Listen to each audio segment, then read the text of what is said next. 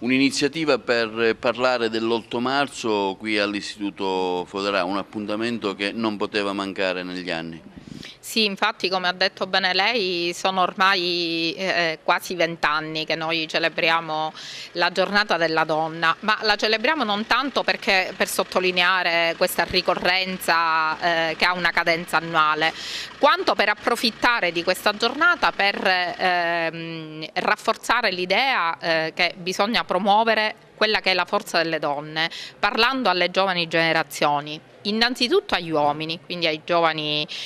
uomini in crescita e naturalmente anche alle donne, perché è ormai acclarato dai fatti di cronaca quotidiani cui purtroppo siamo obbligati ad assistere, che ogni donna vive sempre più momenti di episodi di violenza, di molestie, che la portano ad una solitudine totale, tale che le impongono nel migliore dei casi di riflettere su se stessa e di attivare una rinascita. Questo è quello che oggi il messaggio che noi vogliamo lanciare alle nuove generazioni. Dobbiamo trasmettere alle nuove generazioni la volontà di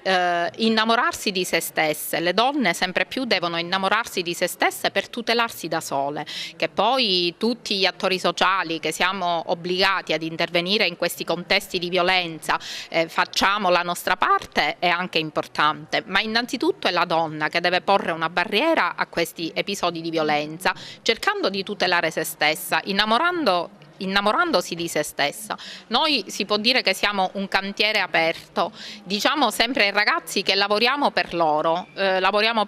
per educare queste nuove generazioni anche attraverso l'educazione tra pari. Nello specifico l'iniziativa di oggi? L'iniziativa di oggi nello specifico parte dalle riflessioni su un testo di un libro scritto da una nostra docente che racconta la storia appunto di una donna, la professoressa Biondo, attorno alla quale assieme all'editore del libro, alla presidente di Giac Donna e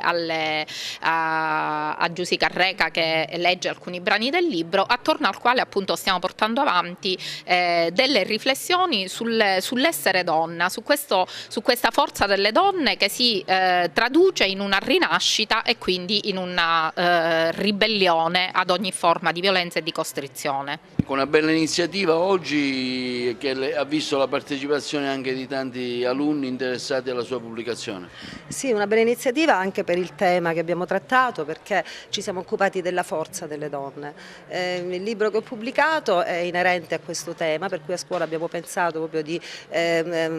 unire questi ragazzi, di poterli fare partecipare ad un evento che parlasse di coraggio femminile, di forza femminile. In un momento in cui magari si parla molto di stalking, di violenza sulla donna, noi abbiamo posto l'accento sulla forza interiore della donna, cioè proprio su questa entità che la donna possiede, sull'essenza femminile che a un certo punto porta le donne a reagire anche nei momenti difficili della vita.